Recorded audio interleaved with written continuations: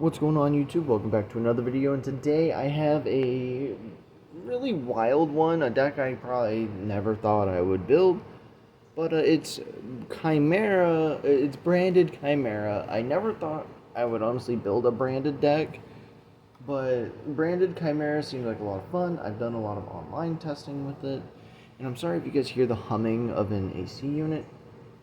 We don't have working AC in our apartment. So we have a temporary fixed unit while they are working on our actual AC.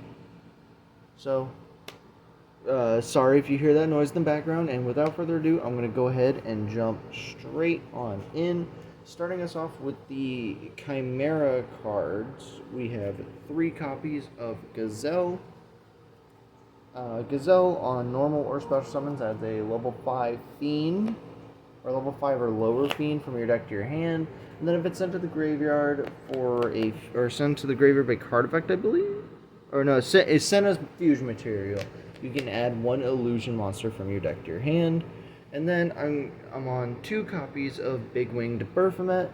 Big Winged Baphomet on special summon can add a Gazelle and or Chimera fusion from your deck to your hand, and then when used as material for a fusion summon, you can target an illusion monster in your graveyard and special summon it. Really strong 1-2 punch, and you don't really need more than 2 Baphomet because you never want to draw it. So that's why I'm only on 2 of it. I was originally on 3, but through a lot of testing, non-stop testing and whatnot, I came to the list today. And then I'm also on 3 copies of Chimera Fusion, which lets you during the main phase fusion summon for a fusion monster as long as you use a beast or a fiend monster, and then if you have Chimera the Flying Mythical Beast on your field or in your graveyard, you can activate 1 of 2 effects, and the only effect this list will ever be activating is to add it back to your hand from the graveyard. This card is insane. It lets you go crazy with fusion summoning, and that's the Chimera portion. Now we get into the illusion monster portion.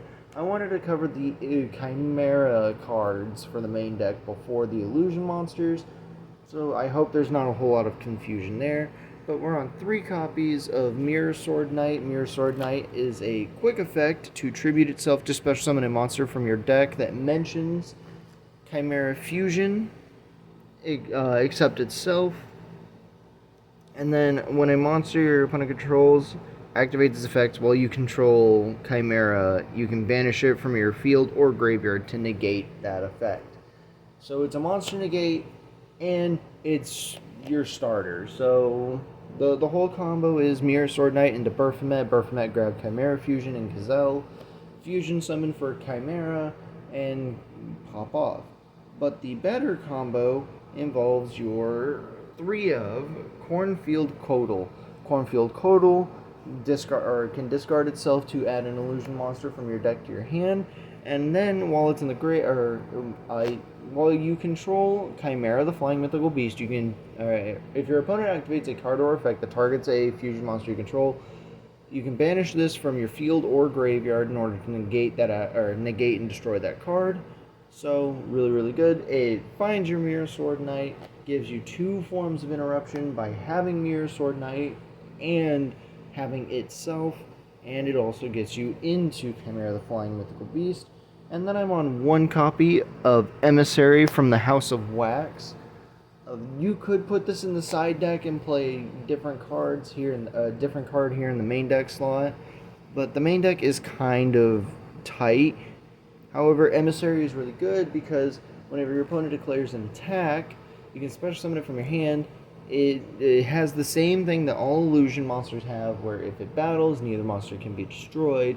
But whatever it battles has its effects negated, and it cannot be used for an extra deck summon, which is absolutely insane. This card goes crazy into the up-and-coming Legacy of Destruction format with Tenpai Dragon, but even without Tenpai Dragon, Emissary from the House of Wax is still really strong. And then I'm on 1 copy of Master Tau the Chanter. Master Tau the Chanter, when sent to the graveyard, can summon an illusion monster from your graveyard in defense position. And I believe that's all he does. Oh, and then he locks you into illusion monsters. You can only summon illusion monsters from the graveyard for the rest of the turn after you use that effect. And that is it for the illusion and chimera cards that I am playing. It is definitely the biggest package within the deck. So we're going to move on to the branded portion, and I am on 2 copies of Aluber, the Jester of Despia. Mainly because I tried 3 and overdrew it. Then I tried 1 and still kept drawing into it. So I went down to 2. So if I do end up drawing it, another card I'm playing within the branded engine is still live. And what does the Luber do? Well, he on summon searches for a branded spell or trap, usually branded fusion. And then he has an effect in the graveyard that involves fusion monsters. I'm not going to bother going into it because it really only comes up in the grind game. So yeah, Aluber is what gets you into your whole spiel. And then I'm also on 2 copies of Albaz. Albaz is super poly on legs, but can be responded to, unfortunately. And then I'm on 3 copies of Branded Opening, which lets you discard a card to summon a Fallen of Albaz or Despia monster from your deck in defense position. So, pretty solid card. And then if a fusion monsters you control would be destroyed, you can banish it from the graveyard instead. So it's a Return of the Dragon Lords for your fusion monsters, and then obviously 3 copies of Branded Fusion. Everybody knows what Branded Fusion does. It lets you use materials in the deck. It's insane. It's nutty. It goes crazy. It goes buck nutty. And that is it for the branded portion. A very small branded engine for the Chimera stuff. And when the new illusion cards come out, I'm probably going to convert this into just a straight up illusion Chimera deck. And now, for one that's probably a bit weird for people to see, and for people to be like, I'm pretty sure a lot of people who are going to watch this that are better at the deck than I am are going to be like, why are you running it like that? So I'm on 2 copies of Edgem Chain. I am on the Frightfur package. So if you guys don't know, Edgem Chain, if it's sent to the graveyard as fusion material, you can add a Frightfur card from your deck to your hand. And that's what's important to note is he is a dark fiend. So Chimera Fusion can use this as a material, and you can still use Fallen of Albaz because with Chimera Fusion you only need a fiend.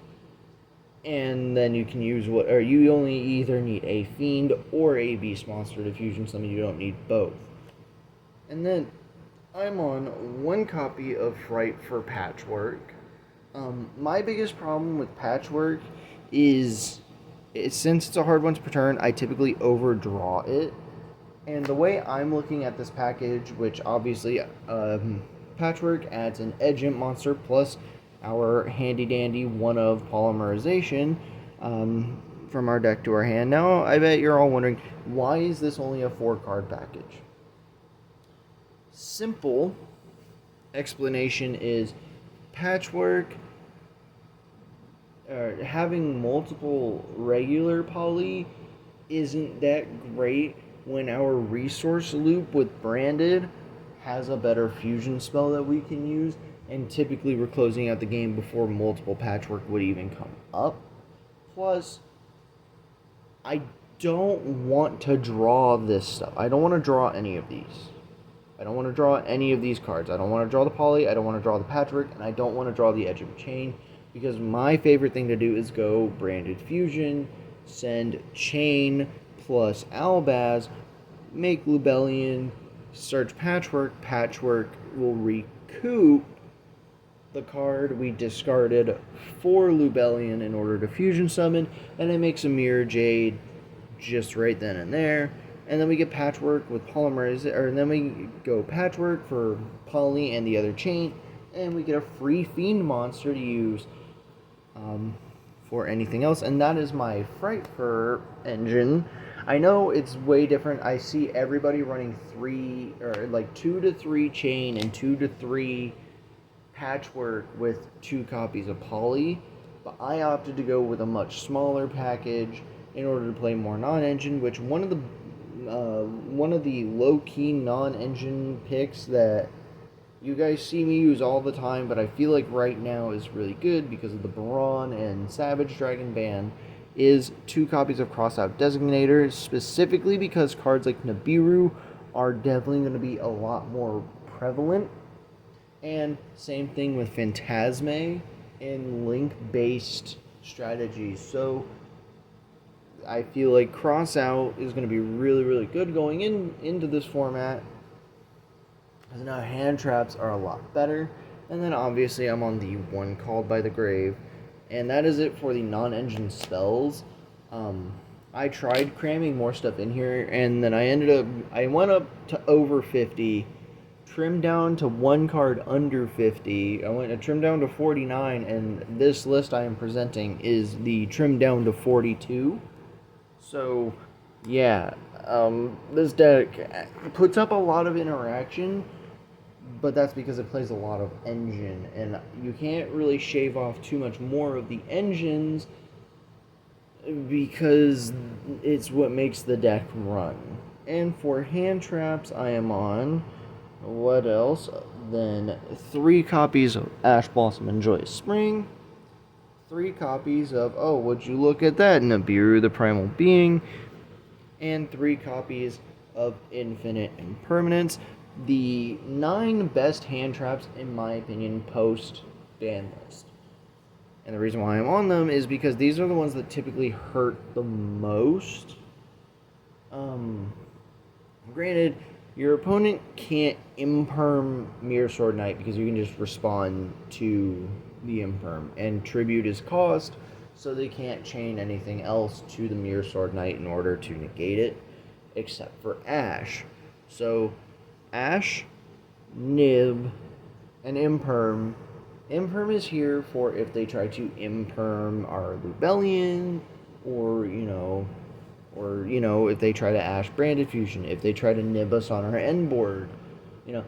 These are here not just as cross-out targets, but because they are definitely some of the better hand traps in the game at the current moment. And that is it for the main deck. Like I said, it should be a 42-card list. Now we're going to move on to the extra deck. And the extra deck, there is a decision I'm going to talk about for a little bit while I'm here that I ended up making, or that I almost mistakenly didn't make. Let me fix my camera just a touch, because I feel like it's been off-centered. It's fine. Right there. So we're going to start off with the Chimera cards in the extra deck, which is 2 copies of Chimera, the King of Phantom Beasts. On summon, it has an effect where during the end phase of the current turn, your opponent has to discard a card, which is cool. And then it also becomes Chimera, the Flying Mythical Beast, while it's on the field or in the graveyard. That's going to be on all of them.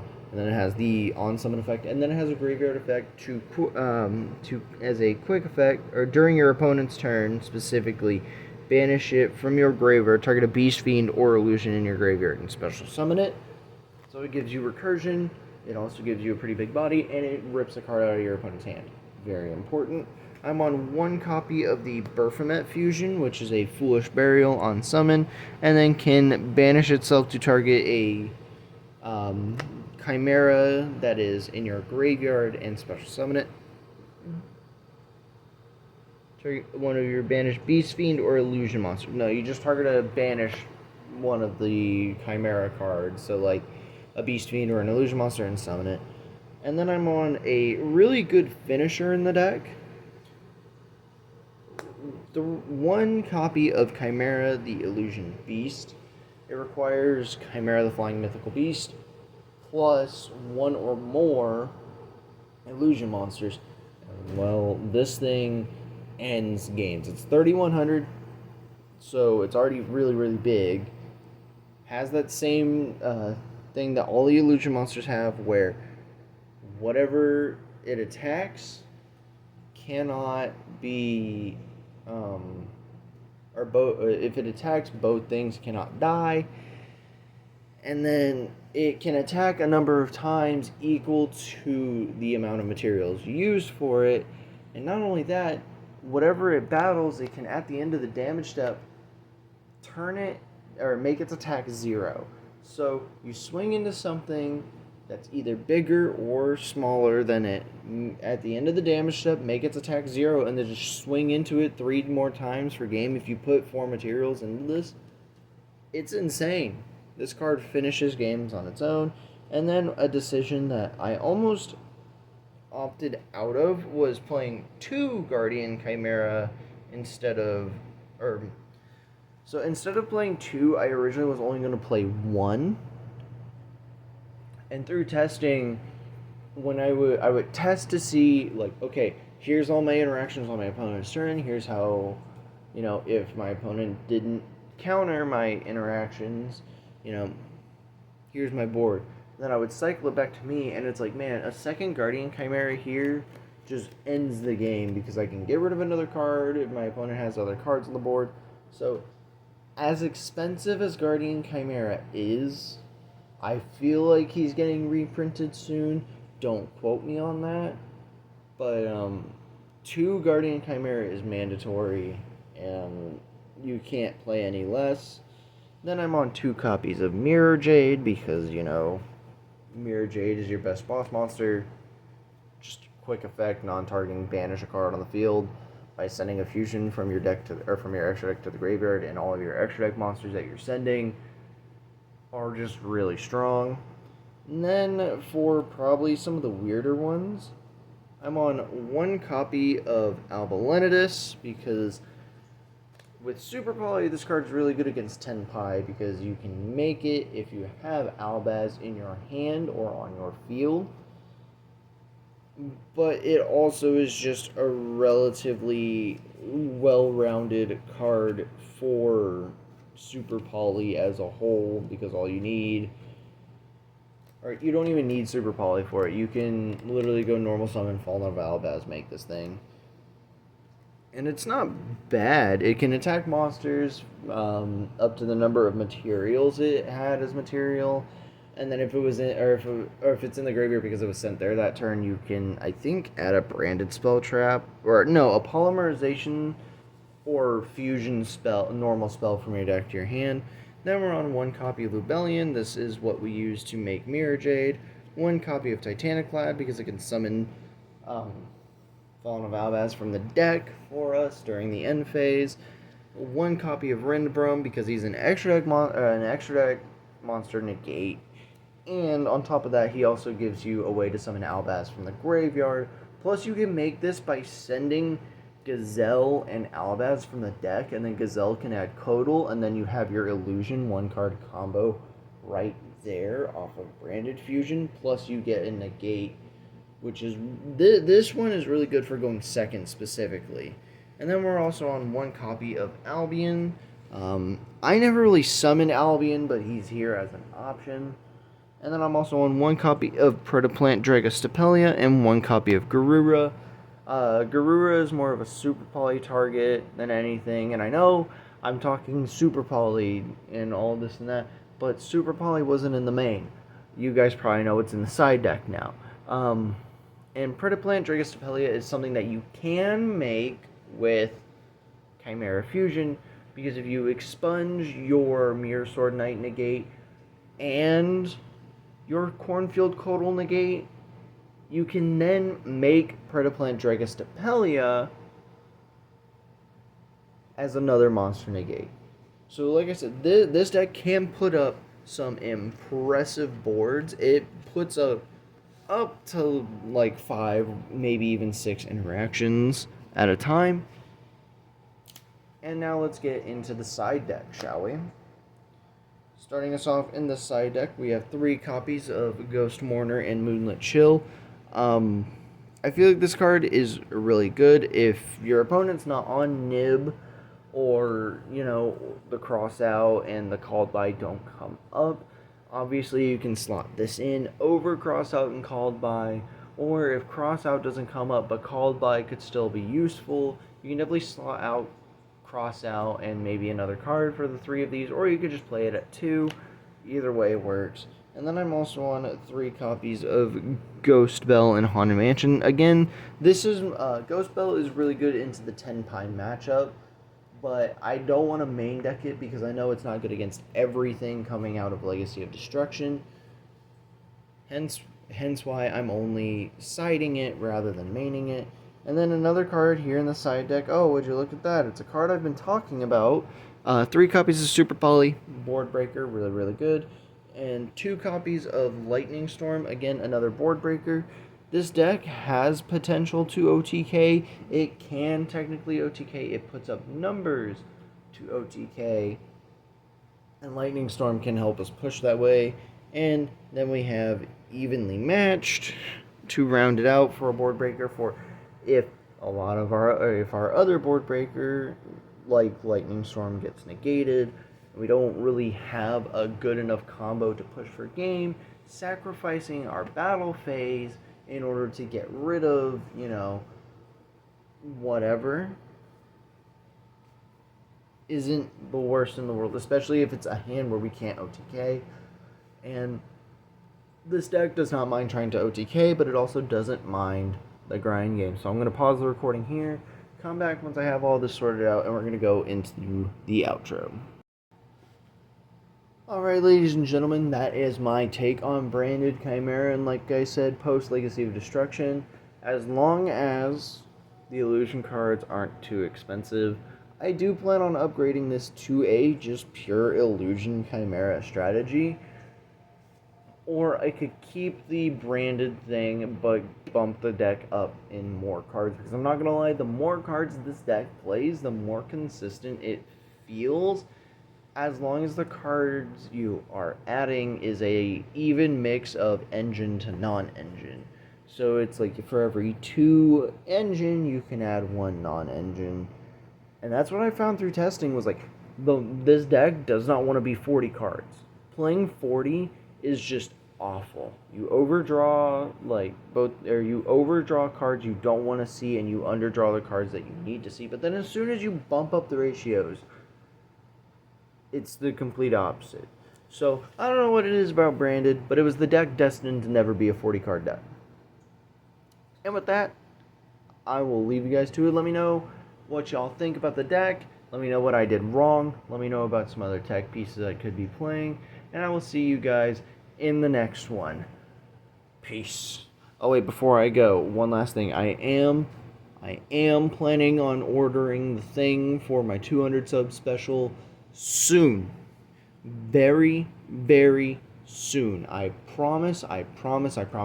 It probably will not be here till May, but I promise. I am planning on ordering something huge for the channel. And now with that, I will see you guys in the next one. Peace.